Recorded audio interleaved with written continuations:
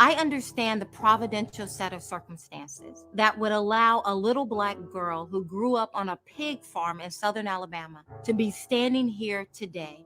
I grew up in a house with no insulation, no running water. When my grandmother used to ask me to come and help her in the garden, I thought she just wanted to spend quality time with me. I had no idea it was for our survival. I tell my children often, because of the sacrifices of those who have come before us, both white and Black, we have an obligation in this country to live well. That if I am willing to put forth the effort, if I am willing to work, if I am willing to discipline myself, perhaps I won't be Oprah Winfrey or Bill Gates, but that in America, I can carve out a respectable life for myself. Every 4 years, Democrats come to minority communities with a bag full of promises: free education, universal health care, open borders, guaranteed jobs, guaranteed wages. I have had a front row seat of watching failed liberal policies literally devastate the Black community, that they are now presenting to the broader American culture with the exact same promise to leave all of us broke, broken, and bruised. They will cause me to look at my brown skin as though it has betrayed me in some fashion. I am not a victim. We are victors. If you want to eradicate income inequality, give someone a job, not another program. I believe politics is dirty by design. They intend for good people not to get involved. And for so long, good people like myself and you, we've been sitting on the sidelines. If you want to send good people to Washington, D.C., who will finally begin to represent you and your family, then I need your support. I am running for you to preserve this nation for the next generation. My name is Kathy Barnette, and I am running for U.S. Congress for the 4th Congressional District of Pennsylvania. I am Kathy Barnette, candidate for Congress, and I approve this ad. I understand the providential set of circumstances that would allow a little Black girl who grew up on a pig farm in southern Alabama to be standing here today. I grew up in a house with no insulation, no running water. When my grandmother used to ask me to come and help her in the garden, I thought she just wanted to spend quality time with me. I had no idea it was for our survival. I tell my children often, because of the sacrifices of those who have come before us, both white and Black, we have an obligation in this country to live well. That if I am willing to put forth the effort, if I am willing to work, if I am willing to discipline myself, perhaps I won't be Oprah Winfrey or Bill Gates, but that in America, I can carve out a respectable life for myself. Every 4 years, Democrats come to minority communities with a bag full of promises: free education, universal health care, open borders, guaranteed jobs, guaranteed wages. I have had a front row seat of watching failed liberal policies literally devastate the Black community, that they are now presenting to the broader American culture with the exact same promise to leave all of us broke, broken, and bruised. They will cause me to look at my brown skin as though it has betrayed me in some fashion. I am not a victim. We are victors. If you want to eradicate income inequality, give someone a job, not another program. I believe politics is dirty by design. They intend for good people not to get involved. And for so long, good people like myself and you, we've been sitting on the sidelines. If you want to send good people to Washington, D.C., who will finally begin to represent you and your family, then I need your support. I am running for you to preserve this nation for the next generation. My name is Kathy Barnette, and I am running for U.S. Congress for the 4th Congressional District of Pennsylvania. I am Kathy Barnette, candidate for Congress, and I approve this ad. I understand the providential set of circumstances that would allow a little Black girl who grew up on a pig farm in southern Alabama to be standing here today. I grew up in a house with no insulation, no running water. When my grandmother used to ask me to come and help her in the garden, I thought she just wanted to spend quality time with me. I had no idea it was for our survival. I tell my children often, because of the sacrifices of those who have come before us, both white and black, we have an obligation in this country to live well. That if I am willing to put forth the effort, if I am willing to work, if I am willing to discipline myself, perhaps I won't be Oprah Winfrey or Bill Gates, but that in America, I can carve out a respectable life for myself. Every 4 years, Democrats come to minority communities with a bag full of promises: free education, universal health care, open borders, guaranteed jobs, guaranteed wages. I have had a front row seat of watching failed liberal policies literally devastate the Black community, that they are now presenting to the broader American culture with the exact same promise to leave all of us broke, broken, and bruised. They will cause me to look at my brown skin as though it has betrayed me in some fashion. I am not a victim. We are victors. If you want to eradicate income inequality, give someone a job, not another program. I believe politics is dirty by design. They intend for good people not to get involved. And for so long, good people like myself and you, we've been sitting on the sidelines. If you want to send good people to Washington, D.C., who will finally begin to represent you and your family, then I need your support. I am running for you to preserve this nation for the next generation. My name is Kathy Barnette, and I am running for U.S. Congress for the 4th Congressional District of Pennsylvania. I am Kathy Barnette, candidate for Congress, and I approve this ad. I understand the providential set of circumstances that would allow a little Black girl who grew up on a pig farm in southern Alabama to be standing here today. I grew up in a house with no insulation, no running water. When my grandmother used to ask me to come and help her in the garden, I thought she just wanted to spend quality time with me. I had no idea it was for our survival. I tell my children often, because of the sacrifices of those who have come before us, both white and black, we have an obligation in this country to live well. That if I am willing to put forth the effort, if I am willing to work, if I am willing to discipline myself, perhaps I won't be Oprah Winfrey or Bill Gates, but that in America, I can carve out a respectable life for myself. Every 4 years, Democrats come to minority communities with a bag full of promises: free education, universal health care, open borders, guaranteed jobs, guaranteed wages. I have had a front row seat of watching failed liberal policies literally devastate the Black community, that they are now presenting to the broader American culture with the exact same promise to leave all of us broke, broken, and bruised. They will cause me to look at my brown skin as though it has betrayed me in some fashion. I am not a victim. We are victors. If you want to eradicate income inequality, give someone a job, not another program. I believe politics is dirty by design. They intend for good people not to get involved. And for so long, good people like myself and you, we've been sitting on the sidelines. If you want to send good people to Washington, D.C., who will finally begin to represent you and your family, then I need your support. I am running for you to preserve this nation for the next generation. My name is Kathy Barnette, and I am running for U.S. Congress for the 4th Congressional District of Pennsylvania. I am Kathy Barnette, candidate for Congress, and I approve this ad. Hello, everyone. How are you? Oh, I pray that you are doing well and that you are safe. That is truly my prayer for each and every one of you. Yes, I'm looking a little like quarantine hair right now, so please forgive me.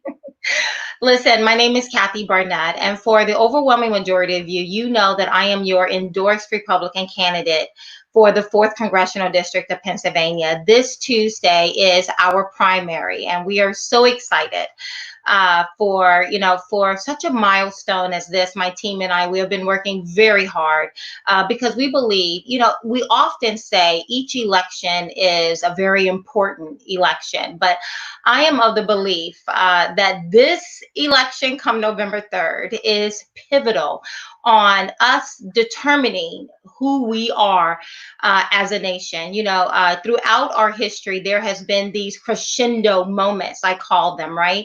In 1776, it was that crescendo moment of us defining who we are when the great men of this nation stood up and declared their independence from Britain. And then 1787, when we wrote that Constitution. And again, once again, we came together as a nation and we defined who we are. Then we went on to 1763 when we emancipated slaves. It was a defining moment in our nation when we decided, 1876, that is, when we decided who we are as a nation. And then we had the civil rights movement. Once more, we stood up as a nation. We crushed ahead of systemic racism that was all throughout our country, especially when we looked at things like education, things like the Jim Crow laws. We crushed the head of those particular systemic issues in our nation, and we began to pivot as a country. We went in and we defined who we are, that this is how we are going to be known from this point forward. And today, in 2000, once again, we are deciding as a nation, we will decide as a nation come November 3rd, who we are. Who are we? Who are we as Americans, right? Because there is a very real element in our country who are trying to literally redefine what it means to be an American. And so we're going to talk a little bit about that, but we're going to also talk about, today we're supposed to talk about something completely different we had planned.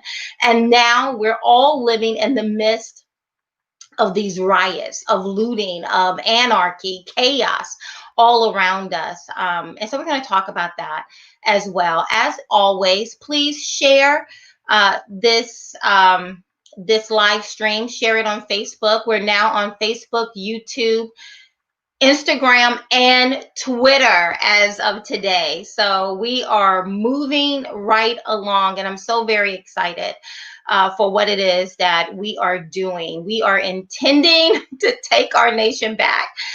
If I do not win come November 3rd, I can assure you it is not because of something I did not do.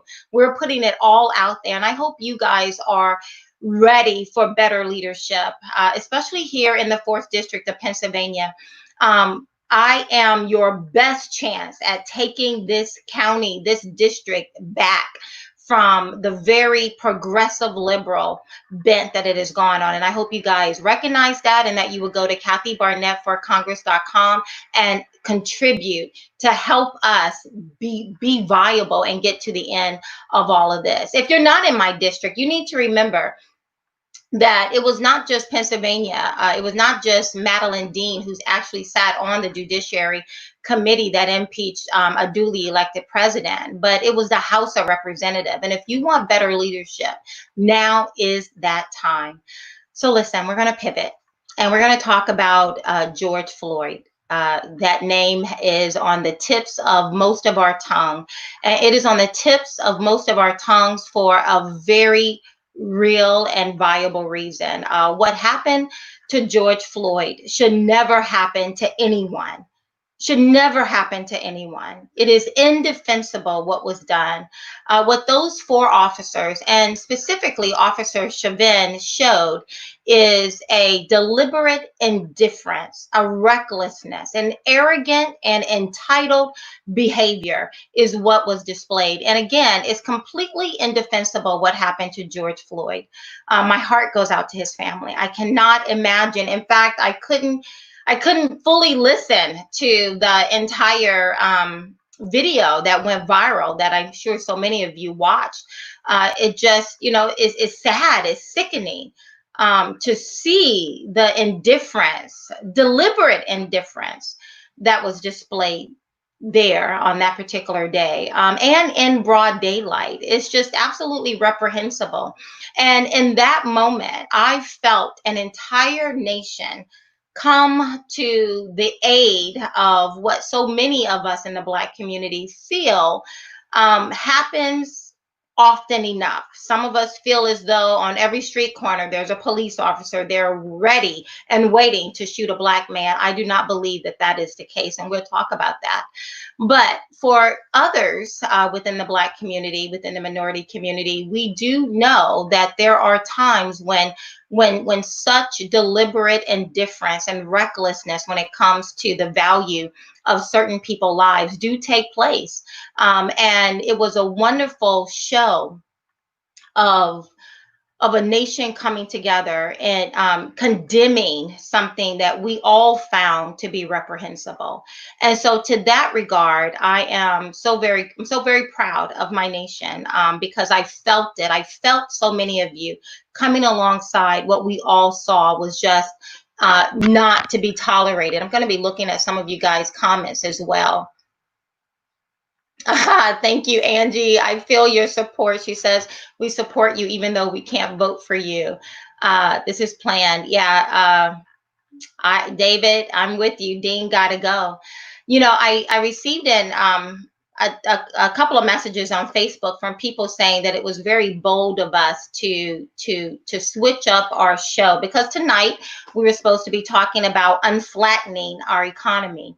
But given what is happening in our nation right now, we knew that we had to come out and we had to speak on this. We had to come and talk to you guys and to let you know what we're thinking, what I'm thinking, especially as someone who is saying I want to represent you.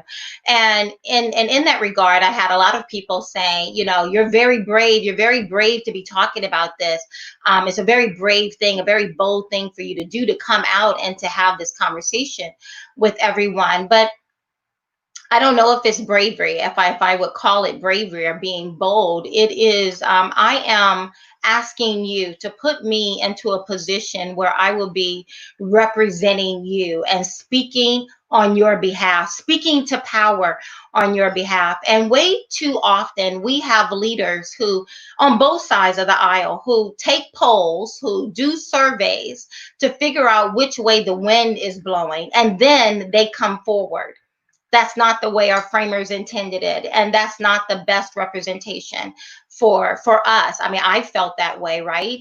Instead of those we call leaders, our political leaders, those who are supposed to represent us, who are supposed to speak for us, be our mouthpiece on our behalf, in those particular areas where decisions are being made. We look to them to represent us. We look to them to come and speak to us and to hear what it is that we have to say. But all too often, they're nowhere to be found. Where's Madeline Dean?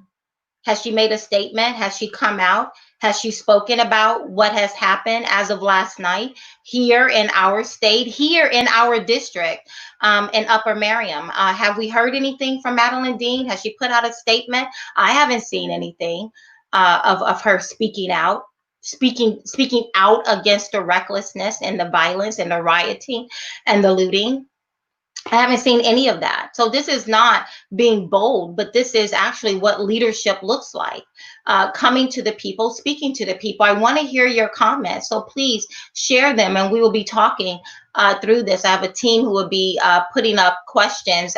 Please, Bickel, if you see questions that I may be missing, because you guys are typing very quickly. I'm trying to read them out all. Yeah, so please, Vico and others, pop those questions right up. Yeah, Todd, I'm asking the same question. Where is Mad, right? Where is Madeline Dean? Where is she? Where is Attorney General Shapiro? I mean, something very terrible happened to all of us. We hear so much, especially during this COVID-19, of people telling us that we're all in this together. What about last night?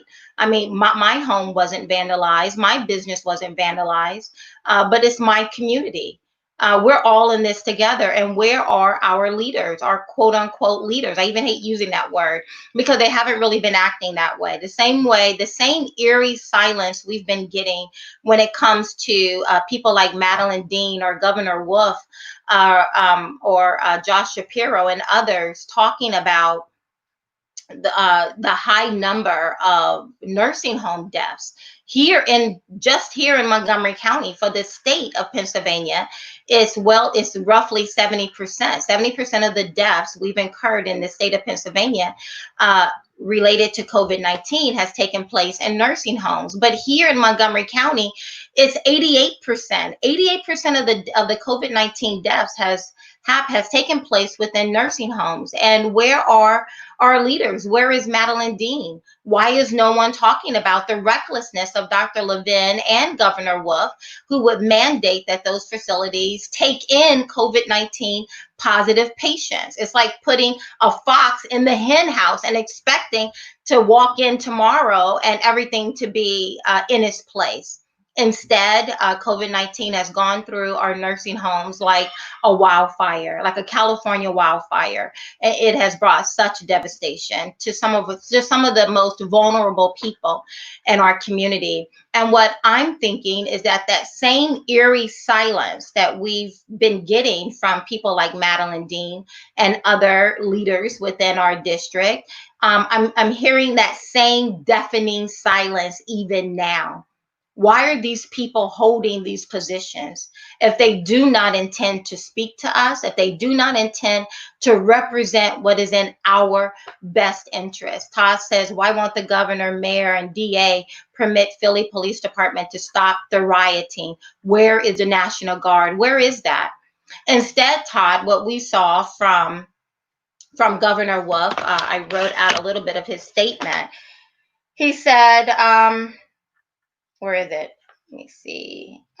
Last night, Governor Wolf put out a statement because we saw a Facebook statement because we saw that what we had seen in other states, in Atlanta, in the city of Atlanta, in Minneapolis, and Los Angeles, what we had seen across the nation was now coming here to Philadelphia. And so we were all kind of on pins and needle.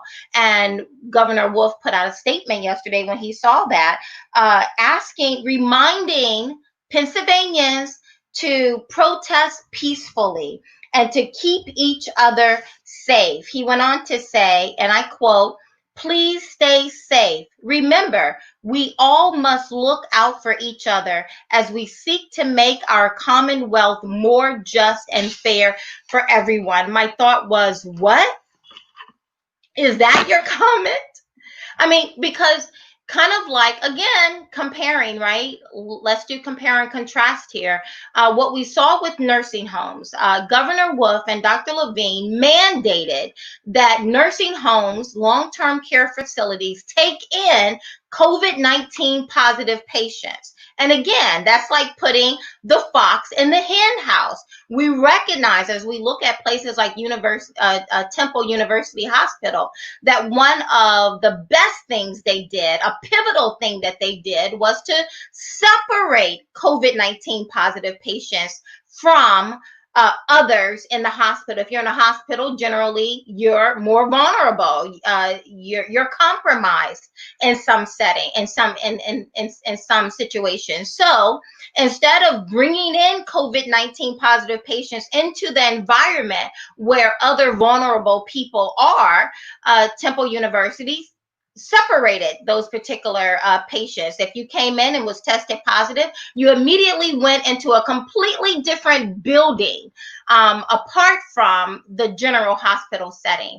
And that was, so far, it has been found to be perhaps one of the most pivotal things the Temple University did to have such a high success rate in dealing with COVID-19 positive patients. We also saw in Seattle, Washington, from the very beginning of COVID-19 coming into our nation, one of my first memories is that it hit Seattle, Washington in a nursing home, and we saw how COVID-19 ravished that particular facility. We also could look across the pond at Italy, and we saw the effects COVID-19 was having on some of the more mature citizens in that country.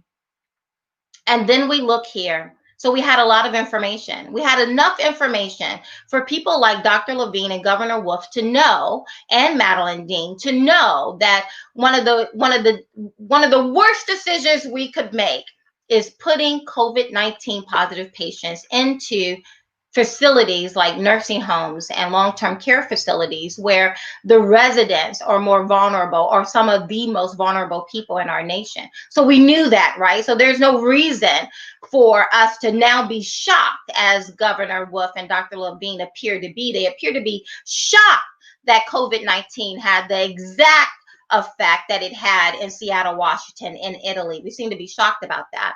Now, compare that to last night and the rioting that took place, and the looting that took place in Philadelphia. Once more, instead of Governor Wolf seeing what has already happened in Los Angeles, what has already happened in Minneapolis, what has already happened in Atlanta, instead of him seeing that, doing some simple deductions and recognizing that the people who are now coming to Philadelphia, that they are not,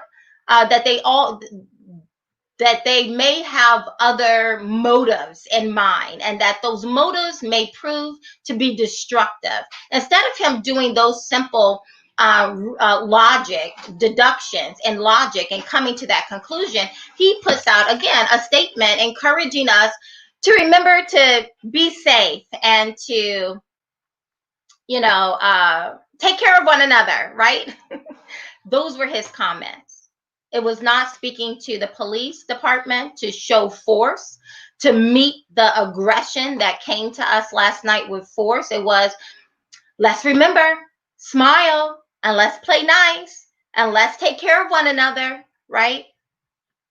I don't know if we can call this incompetence any longer. I think we're moving fast beyond incompetence to something a little bit more negligent. Let me see what you guys are saying. We have no game plan. We are scrambling. Yeah, is that what he said? Is that what Governor Wolf said? We have no game plan. We are scrambling. Really? Where have you been all week? And why is Madeline Dean not saying anything? Is this too a state issue and not a federal issue? So she doesn't care? I mean, this is impacting all of us. Think about what we just went through. For the past almost 3 months now, we have shuttered our businesses. We are to the point of losing our livelihoods. Some of us have taken significant cuts in pay. Unemployment now, I believe roughly 41 million people in America are unemployed. 1 out of 4 Americans are now unemployed. It's been great devastation. And why did we do this? We did this because we were asked to. We were asked to, from the very beginning, to do the patriotic thing and to voluntarily self-contain. And we did that. We did that. We flattened the curve. Let no one manipulate you into believing that our political leaders flattened the curve. They did not. We, being responsible, grown people, we flattened the curve, right? And once we did that, because we were asked to shutter in place, to shutter our businesses and to self-quarantine for a specific reason, and that was to mitigate, to slow down this virus, so that our political leaders, as well as our healthcare environment, could play catch up, and before we go back out into society. And we did that. We slowed it down. We slowed the spread of the virus down. We flattened the curve. And then it was time for the nation to reopen so we can go back out and into society and have a fighting chance to save our livelihoods. But instead of governors like Governor Wolf, the very liberal and progressive governors, opening back up our society, we're still currently on shutdown. And apparently this virus is so deadly that we are being we I mean it's not even, they're not even asking at this point. We're being told to stay in place, to shutter our businesses. No, you cannot open up your businesses. The virus is so deadly that that's what we're being told, that we are to be on the verge of losing everything. And then I read Governor Wolf putting out a statement last night to please be safe.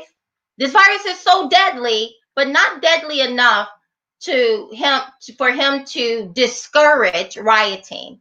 Not deadly enough for him to discourage looting, or to strongly discourage people even coming out in those large numbers to protest. First Amendment. I mean, there's a lot of amendments that are being trampled on right now to get me to shutter in place, to get me to be on the verge of losing everything. So it can't be because he respects our First Amendment. It can't be that reason. Can you put that question back up from Angie, if you can find it, Vico? Yeah, Tanya, a complete scam, right? I feel it too. Angie said we have him 2 weeks and he stole our summer and freedom. We gave him 2 weeks and he stole our summer and freedoms. And he, meaning Governor Wolf, right? We gave him 2 weeks because that's what our president initially asked us to do. And I agreed with that. Like so many of you, we agreed with that. We did not know what we were contending with when we first started, when COVID-19 first came to our country, to our shores. We had no idea, right? It could have been a Martian, it could have been an alien from Mars. We had no idea. All we saw is that it was jumping from nation to nation, from country to country, and it was having devastating impacts on a certain segment of our population. So we had no idea. And so we all volunteered. I heard no one really complain. I heard very few people complaining about about doing what the president was asking us to do, which was to voluntarily self-contain. And then we were asked to extend that, and kind of begrudgingly, like, okay, whatever. And we did for another 2 weeks, and now we're going into 3 weeks, and there's no sight of us going back to any semblance of normalcy, recognizing that no one is saying this virus is not real. This virus is very real. We all understand that because we flattened the curve. Therefore, we know that this virus is very real, and we are taking this virus very real. That is the reason why we flattened the curve. Let no one manipulate you into thinking that politicians or leaders or doctors even flattened the curve. It wasn't even doctors or nurses who flattened this curve. We, the people, flattened this curve, right? And now they're telling us that we, the people, are incompetent to know how to go back out into society and to conduct ourselves accordingly, right? And that's the reason why politicians, have to have these extremely stringent rules about, whether we can open up our businesses or groom our dogs or go to church even, right? They're having all of these very stringent restrictions on us right now. And then I see Governor Wolf putting out a statement last night, speaking to those who are coming to protest, to remember to be safe, remember to be grown-ups, remember to take care of each other. And what about my business? Kathy, I love that name, Kathy. Sarcasm. She says, Wolf said we were going to kill each other with the virus if we congregate in groups, but it's okay to go out and protest because the virus doesn't spread when we protest. That's a good one, Kathy. That's a good one. I needed that laugh. Yeah, right. I mean, the virus doesn't spread if we riot. The virus doesn't spread. Well, let's give him the benefit. We can't really give Governor Wolf the benefit of the doubt for us to say, well, maybe he didn't know they were going to riot and loot. I mean, again, Los Angeles, Minneapolis, Atlanta, Washington, D.C., and there were many, many other examples, other cities, right? So we have information. I mean, and we're not even at his level, assuming at his level he has the best available information, but apparently not, because of course he stuck COVID-19 positive patients into nursing homes, and now he's acting confused that it had its known effect, right? Because we already knew what the effect would be if you don't separate COVID-19 from vulnerable people, but now they're acting surprised. And again, apparently he's acting surprised, or is he? I know I really don't like getting into conspiracy theories, but either we can say these people are highly incompetent, right? Grossly incompetent, or they're very smart and they're getting the results that they've always intended to get. I don't know.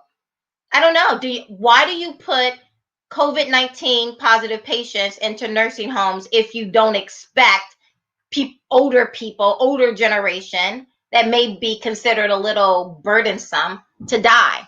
I don't know. Why would you do that? Either you do it because you're grossly incompetent and should not be in that position, or you got the results you're looking for. Why would you not have a strong show of force when protesters come into your city, when you're looking at other areas where they have rioted and looted and cost millions of dollars of damage? And so either you're grossly incompetent or you're getting the results you intended. And now you get to bring in martial law. Now you get to, we've seen that Governor Wolf has no problem exercising an authoritarian power grab and to force us, to bully us, to stay in place. We see that with COVID-19. So getting back to where we are, let me tell you, I am a Black woman, as you can clearly see, married to a Black man, and I have a Black son. Racism, systemic racism, is very important to me. It's a very important topic to me. My baby, he's 14 years old, almost 6 feet tall. I want him to be able to walk into a world that is safe. I want him to be able to drive wherever he wants to drive and to live his best life. If he makes a mistake, it is my prayer that people will give him grace, that he will meet. If he makes a mistake where he runs into the justice system, I pray that people will do the right thing, right? So for me, it's very important. Like I'm sure it is to you, whether you're white, Black, or whatever, right? That this desire transcends color, that we want our families to be safe, that we want our children to be safe. This is very important to us. And so therefore, when I, like you, saw what happened to George Floyd, I was hurt. I physically felt the pain. I heard in one of the videos where he called out, "Mama, please," right? That's devastating. That is devastating. And I, like you, wanted to make sure that these police officers that George Floyd received justice, and that these 4 police officers did not get a tap on the wrist, right? I wanted that just like everyone else in this nation. And I can say for a strong certainty that I would have been out there right along beside each and every one of you who were protesting in Minneapolis. I would have been right there, lock arm and ready to have my voice heard, to make sure that those who are in power recognize that we are watching them and what our expectations are. I would have been right there. But let me tell you something. Rioting has nothing to do with honoring George Floyd's death or memory. Looting has nothing to do with honoring the memory of George Floyd. Creating chaos, assaulting people, destruction, vandalism, setting police cars on fire, running over a police department has absolutely nothing to do with honoring George Floyd's memory. Absolutely nothing. Absolutely nothing. Now, I am hearing, first I heard from I believe the mayor of Minneapolis, and in some parts of his speech, he sounded like he was trying to be reasonable, trying to be understanding, but then he said something that I've heard a number of people say, and I've been on Twitter looking at social media, and I hear a number of other people saying that the reason why people are rioting, looting, vandalizing, assaulting, burning up private property, destroying livelihoods and businesses is because they have so much pent up anger and frustration. I've heard people say the reason why people are creating such chaos and mayhem is because they feel they have no better way to communicate, that this is their way of communicating. I find that to be insulting. I do. I find it to be insulting because let me tell you something. Black people are not stupid. We have the ability to string together coherent sentences and to stand and speak clearly. We have the ability to strategize. We have the ability to sit across the table from any other person and to make our case known, to make our position known. We're not stupid. We're not animals. Nothing that is happening today with the rioting and the looting and the vandalizing and the assaulting of people, burning down businesses. I saw a Black man standing outside of his vandalized business crying in Minneapolis. He was crying. He said, "This is my business. We put everything into this. We invested everything into this." So it was Black people, white people, and others vandalizing Black businesses, which makes absolutely no sense. The library in the inner city of Minneapolis was overrun and destroyed.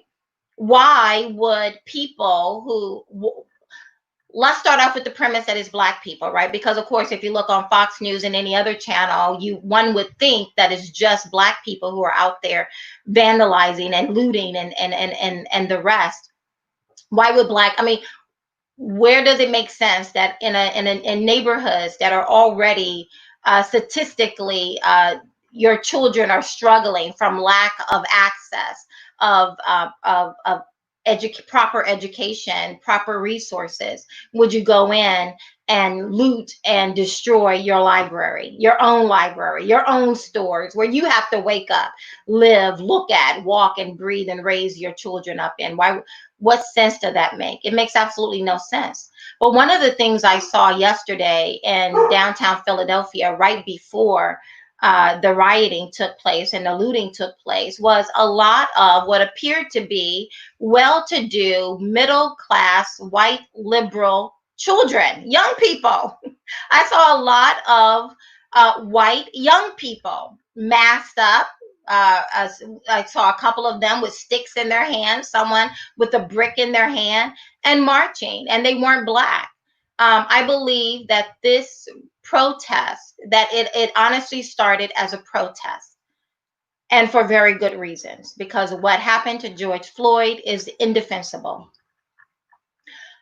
But then it quickly got co-opted, as Black issues generally do. Black issues generally get co-opted. White liberals generally try to exploit the pain and the history of Black Americans, Black people in America, slavery. They try to exploit slavery, Jim Crow law, the history of racism.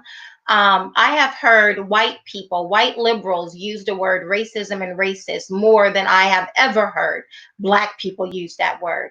So we are used to white liberals co-opting, trying to take advantage of the pain, the issues, the history within Black communities.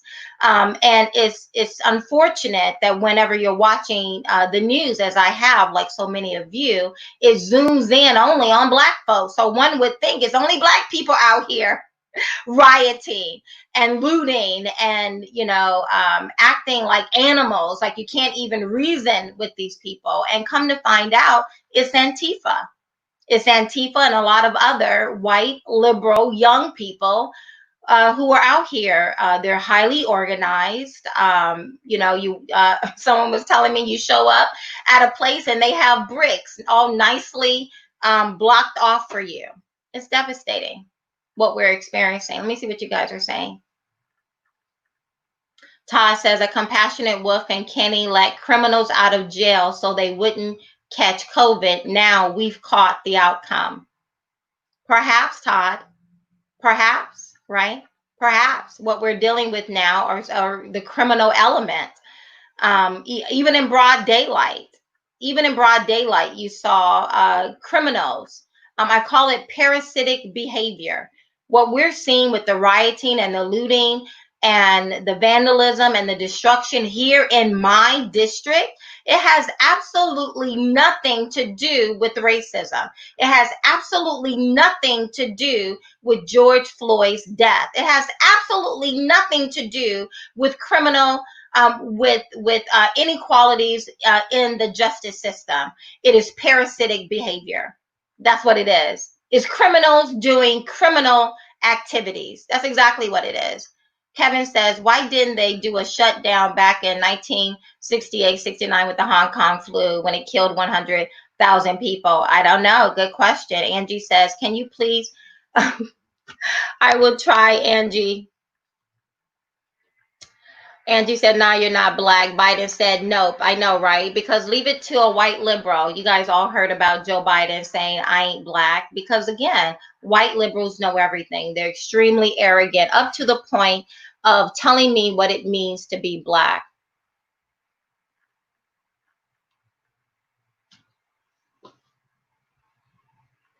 Yeah, Antifa. I'm so very proud of our president. He took another very bold step by classifying Antifa as a terrorist organization.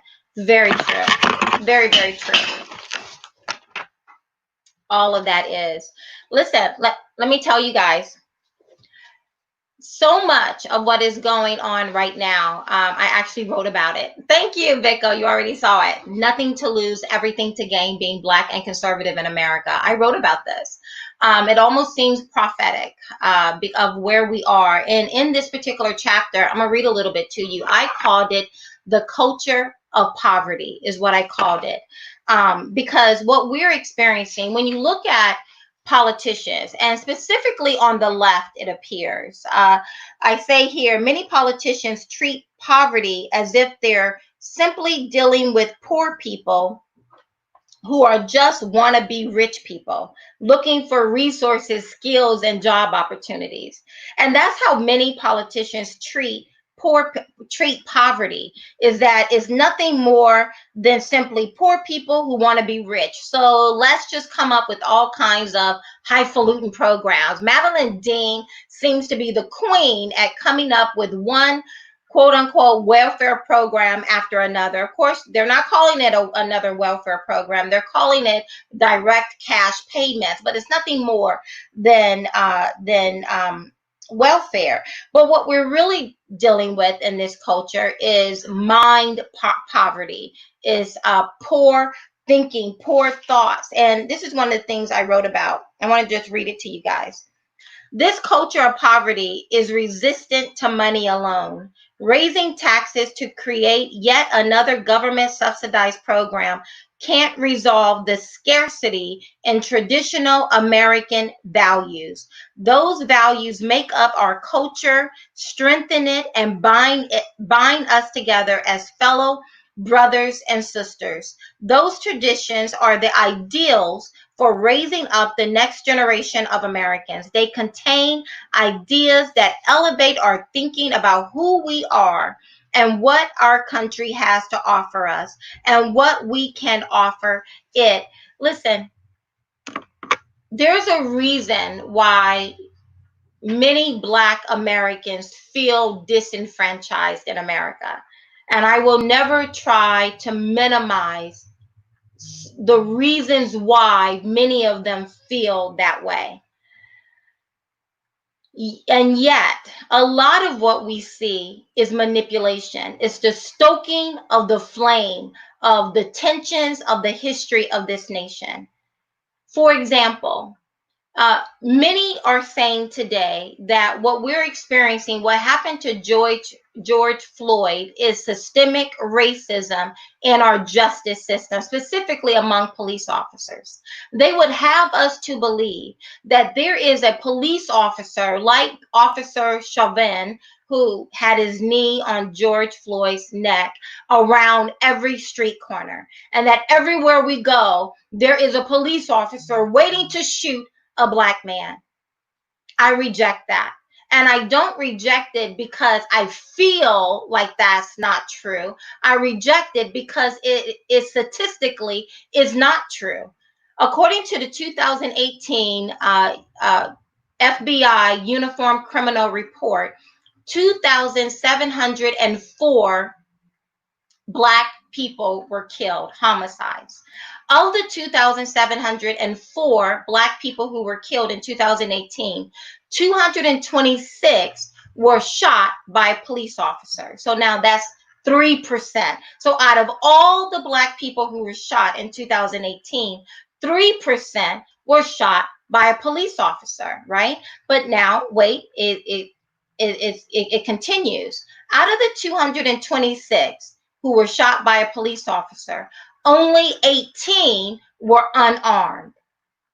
So now we're not talking about 3% who were shot by a police officer, but only 18 were unarmed. So now we go from 3% to 0.002%. So the number of officers who shoot a Black person who is unarmed is 0.002%.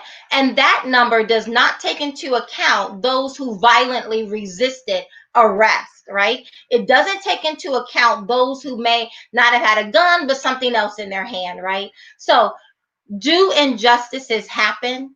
Do situations like, do instances like George Floyd happen? Yes. Mr. Floyd, right? We know that there are bad apples, not just bad apples within police departments, but there are bad apples in dentistry, bad accountants, right? There are some bad apples who are accountants. There are some bad apples on Wall Street, right? There are some bad apples in Washington, D.C. right now, right? Or is everyone bad? Up for debate, but let's assume not, right? But are there some bad elements in every area of life? Yes. And our country has set up a process that allows us to be able to root those bad actors out, right?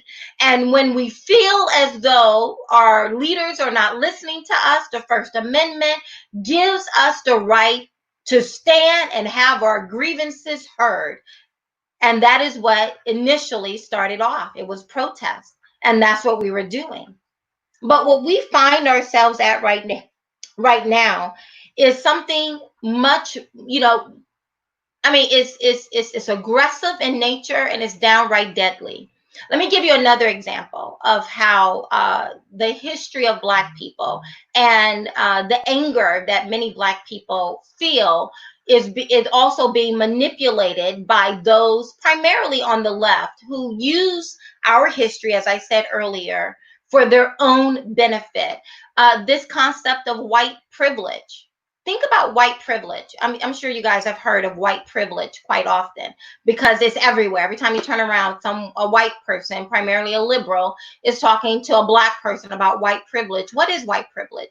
Essentially, white privilege says that because of the color of my skin, I am void of certain opportunities in this nation.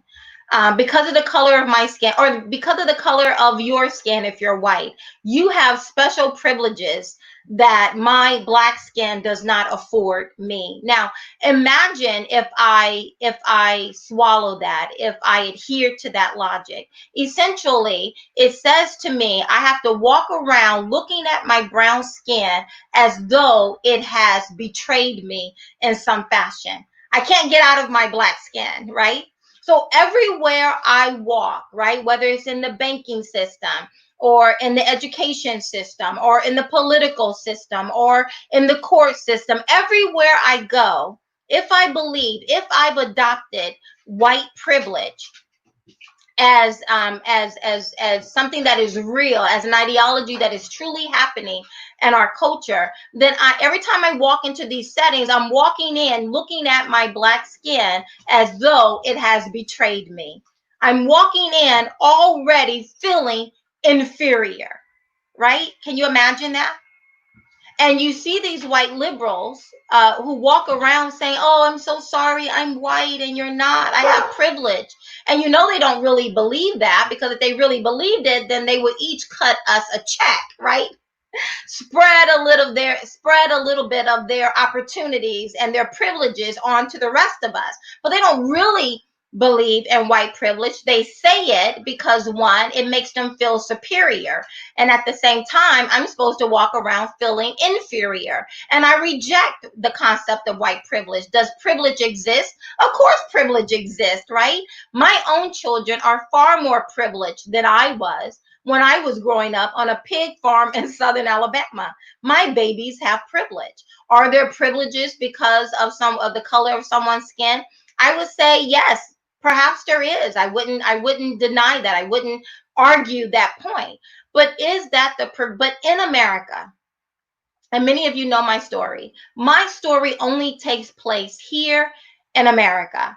I grew up on a pig farm in southern Alabama, below the bottom rung of the economic ladder. I grew up in a home with no insulation, no running water, an outhouse in the back, and a well on the side. I grew up where my grandmother would ask me to help her in the garden. I thought she just wanted to spend quality time with me. It wasn't until I grew up that I realized that it was not just because she wanted to spend quality time with me, but it was in part for our survival. If we wanted beans or greens or potatoes, we had to go and grow them with our own two hands. And yet, from that environment, because no one told me that I'm a victim, because at that time, no one told me about white privilege and told me, you know, you're inferior, Kathy. You know, everywhere you go, in every setting you walk in, people are going to see you as inferior. Because no one told me that, I grew up. I went to college. I'm the first in my family to go and finish college. I spent 10 years in the U.S. Military Reserves. Would have laid my life down for my country had I been asked to do such. I worked in the financial environment, in the financial services environment in corporate America, an adjunct professor of corporate finance. I spent the last 4 years on national television shows, news shows like Fox News and others, speaking to millions about my ideology, about my view on the world. I'm the author of my first book, Nothing to Lose, Everything to Gain, Being Black and Conservative in America.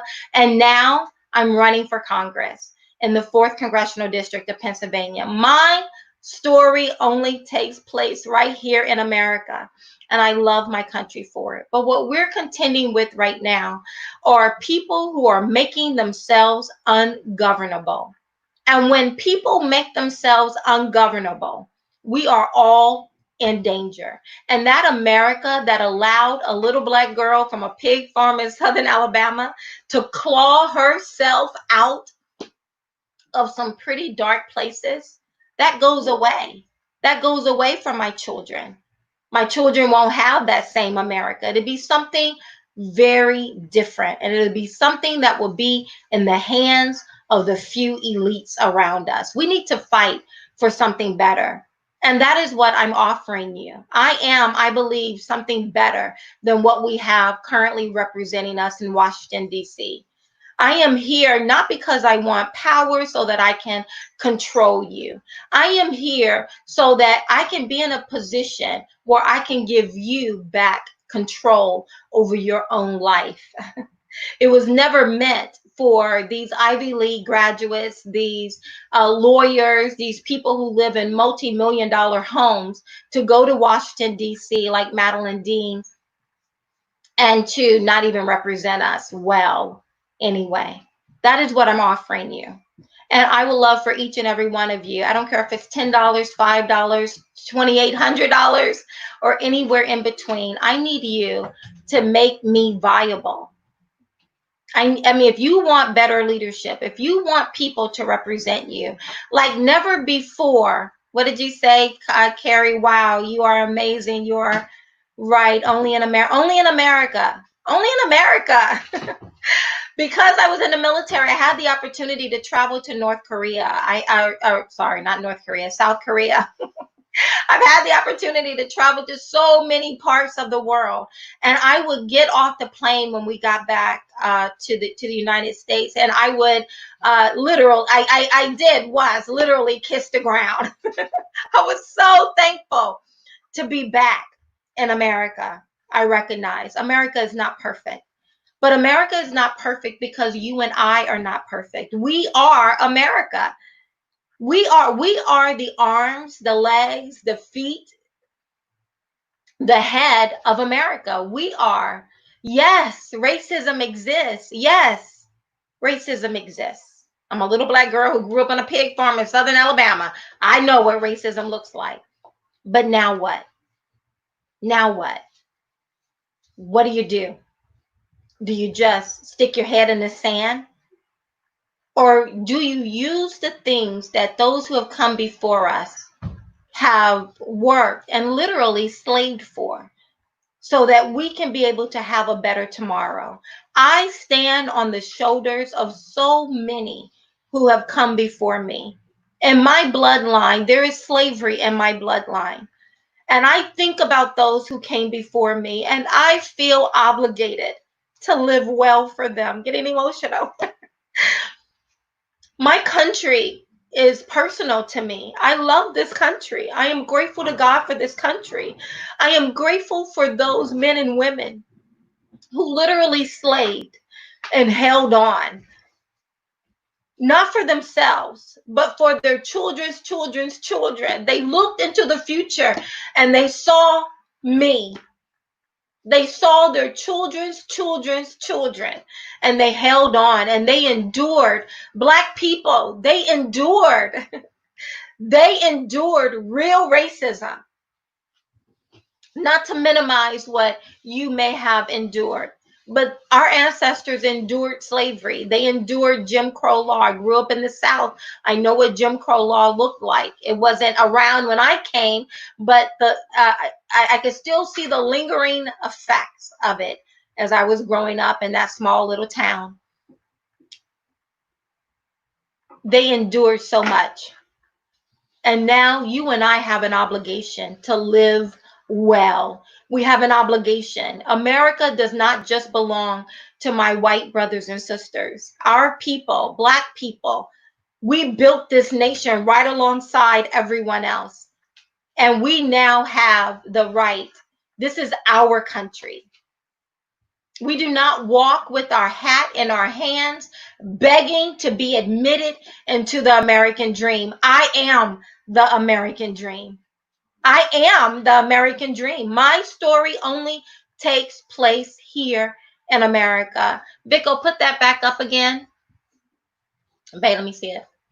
Yes, we are victors, not victim. That's chapter 13 in my book. Literally.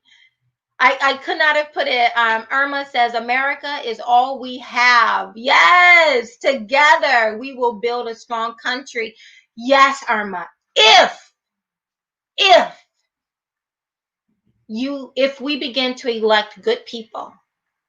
Do you guys now realize, I know, when you, especially on the right, we love our liberties, we love our freedoms, and we have every right to, right? And we're always feeling as though, we the people, we the people, we the people. And we feel as, and I will often hear people, talk about how, our liberties and our Second Amendment and all of that. But look at how powerful our government is. Our government is very powerful. In fact, it impacts every single aspect of our lives.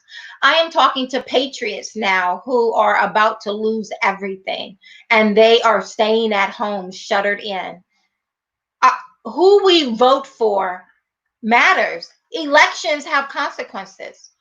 They are doing, everything between now and November 3rd is going to be all about politics, people. Everything. It may feel organic, but trust me, everything between now and November 3rd is all about politics. There is so much on the line. And if you want better leadership, I'm going to leave you with this. You need to go to Kathy Barnette for Congress.com. Kathy Barnette for Congress.com and donate if you want it, if you want something better. If you want to stop just being keyboard warriors on social media and actually get behind a very viable candidate, talking about myself, I need you to go to Kathy Barnette for Congress.com and make it happen. I am the closest thing you will ever have to what our framers intended for our elected officials to be. I earnestly believe in the concept of we the people. This is our country.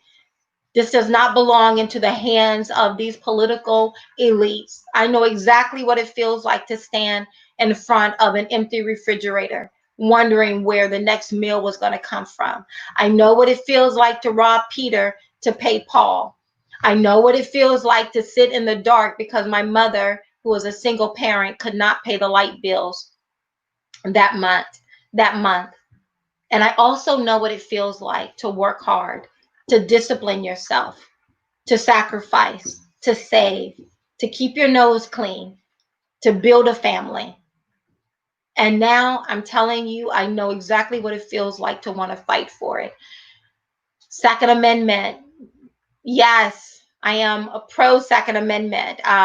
Some of you are probably thinking you had gone out. I mean, as we're looking at people shooting, rioting, breaking into homes, I heard in Philadelphia. Many of those people probably voted against the Second Amendment.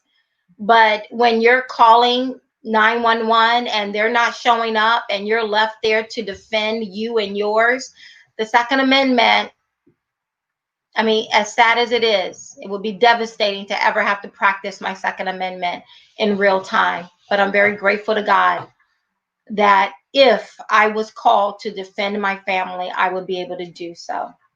That I can promise you. The new office. You want to put that picture up, Vico? So excited, guys. That is our new office, our new campaign headquarters. Sign is in and it looks brilliant. I'm so excited. I am so excited about it. I'm so excited. The one on the right is at night. It shines bright. I'm so excited about that. And the last thing I want to leave you guys with is the eerie silence of Dean. Madeline Dean is being very silent right now. If you want someone who will speak for you, who will listen to you, who will come back out here and put myself on the line, speaking to you about a topic that, have you heard any of our political leaders come out and have this real of a conversation? We need to be able to walk and chew gum at the exact same time. Racism exists. And as someone who has been called the N-word before, it's not a good feeling. It's hurtful. As someone who has seen people behave in a manner that I could reason as or label as racism, it's not a good feeling. I know exactly what that feels like. And I am not trying to pretend that it doesn't exist. My only question is, now what? I have found in my life the best way to get back at someone who is showing racist tendencies is to live well. To live well. Racism is nothing more than hatred, ugly hatred. And it can reside in the home of any willing host, is what I have learned. All people are not racist, right? All white people are not racist. Anyway, that's it, unless there's any other questions. Yes, tomorrow. I will be on Fox News, Fox and Friends at 7:25 a.m. Tune in tomorrow. I will be there sharing my thoughts with millions on behalf of District 4, PA District 4, Congressional District PA 4. I pray you are giving because I need your vote. But in order to be viable, to be standing there as a viable candidate come November 3rd, I need you to donate. I need you to give. I'm giving everything that I have to this campaign. Can you match it? Okay. Blessings, guys. Talk to you soon. Please stay safe, not just from COVID, but from lunatics, from parasites, from people, from criminals who are bent on taking advantage of everything. Something is being written right here. June 2nd, primary day. Come and vote. I will be there. I will be going to several. My team and I will be come back to Facebook, social media, Twitter, YouTube, Instagram, a little bit of everywhere, and we'll let you know where we're going to be. Thank you guys for tuning in. Blessings. Bye-bye. I understand the providential set of circumstances that would allow a little black girl who grew up on a pig farm in southern Alabama to be standing here today. I grew up in a house with no insulation, no running water. When my grandmother used to ask me to come and help her in the garden, I thought she just wanted to spend quality time with me. I had no idea it was for our survival. I tell my children often, because of the sacrifices of those who have come before us, both white and black, we have an obligation in this country to live well. That if I am willing to put forth the effort, if I am willing to work, if I am willing to discipline myself, perhaps I won't be Oprah Winfrey or Bill Gates, but that in America, I can carve out a respectable life for myself. Every 4 years, Democrats come to minority communities with a bag full of promises: free education, universal health care, open borders, guaranteed jobs, guaranteed wages. I have had a front row seat of watching failed liberal policies literally devastate the black community, that they are now presenting to the broader American culture with the exact same promise to leave all of us broke, broken, and bruised. They will cause me to look at my brown skin as though it has betrayed me in some fashion. I am not a victim. We are victors. If you want to eradicate income inequality, give someone a job, not another program. I believe politics is dirty by design. They intend for good people not to get involved. And for so long, good people like myself and you, we've been sitting on the sidelines. If you want to send good people to Washington, D.C., who will finally begin to represent you and your family, then I need your support. I am running for you to preserve this nation for the next generation. My name is Kathy Barnette, and I am running for U.S. Congress for the 4th Congressional District of Pennsylvania. I am Kathy Barnette, candidate for Congress, and I approve this